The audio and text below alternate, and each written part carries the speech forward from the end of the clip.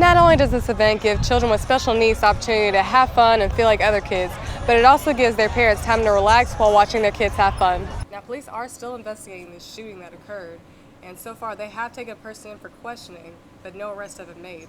Reporting for WDSU, I'm Alexandria Rayford. Well, as you head out for vacation this Memorial Day weekend, be prepared for lots of traffic. I'm standing in front of the Louis Armstrong International. It's already traffic building up in this Thursday morning, so you can imagine that it's only going to be even more traffic this weekend. Mississippi River water levels are rising. It was last recorded at about 17 feet. Now right here you can see that it's just about 2.5 feet from rising to the shoreline. I'm at the corner of Carroll Lake and Columbus Street, right by the Old McDonald 35 High School, where police have confirmed that there was a double shooting. I'm going to step aside just so you can assess the scene for yourselves. Now here we have police officers and crime investigators looking around trying to figure out what exactly happened. They've been investigating here for a couple hours. The pastor says that the thieves broke in through this gate right here after breaking one of the locks. After that, they went through the window that is now boarded up and covered with a trash bag. Now, to prevent any further burglaries from happening, the pastor is trying to get bars on every single one of these windows, and so far, he already has one up. Now, the thieves took off with some very expensive equipment from this small church, and it's going to take them a while to replace all of it. Reporting for WDSU, I'm Alexandria Rayford.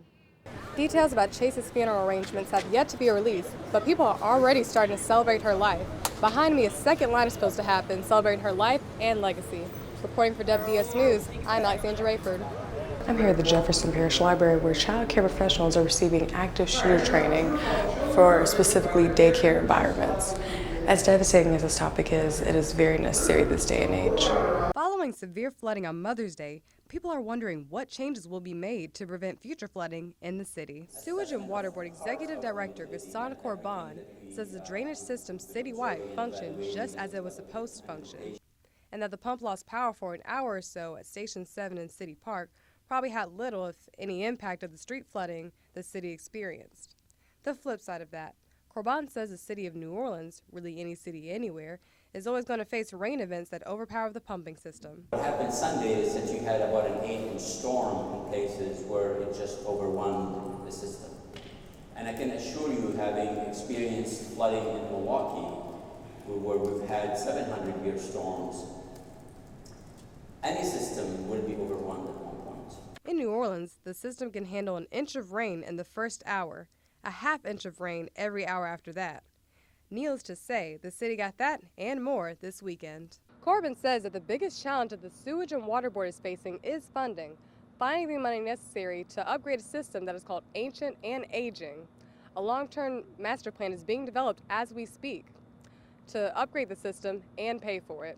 After a hit and run that happened right here at this intersection, a New Orleans crew decided to step in and help the victim out with his medical expenses. David Rudd was hit by a truck in Uptown on Sunday afternoon. Now he's on a long road to recovery. It's constant headaches, and I have a little bit of vision problem in my right eye. I'm not hearing very well, and I can't really smell or taste anything. Every year, the crew of Krampus Bywater hosts a pub crawl. This year, the proceeds will go towards Rudd's medical expenses. This year we thought, why don't we dedicate this one to Dave and have all the funds that come in through the raffle and things like that go directly to Dave. Despite many injuries, including loss of feeling in his left hand, Rudd continues to have a positive attitude. I'm just happy to be outside.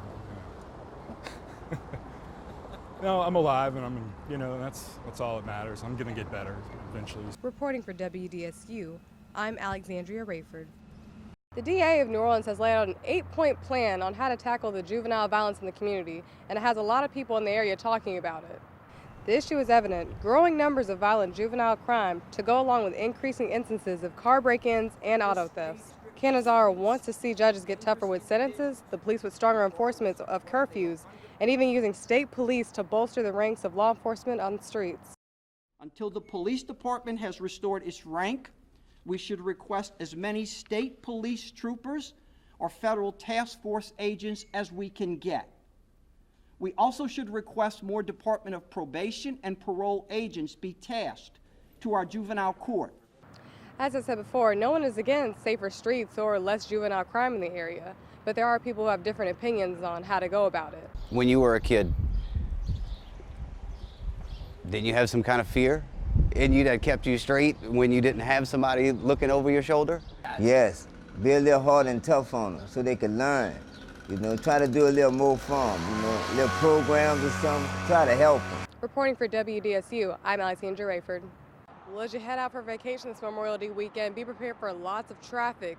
I'm standing in front of the Louis Armstrong International. It's already traffic building up on this Thursday morning, so you can imagine that it's only going to be even more traffic this weekend. Plenty of people will be traveling this Memorial Day weekend. 43 million people are expected to travel, 38 million of which will be driving. With this comes a lot of traffic, so if you're hitting the road, it's best you leave as early as you can. And if you're flying, try to get to the airport early as well. It's going to be crowded, and you'll want to get through bag checks as soon as possible before catching your flight. After all, the early bird catches the worm. Make sure that they're getting a good night's sleep before they hit the road, and also take a break every 2 hours or 100 miles to make sure that you're not driving drowsy. So whether you're driving or flying, be prepared to leave earlier than your just-in time, and also have a lot of patience. Reporting for WDSU, I'm Alexandria Rayford.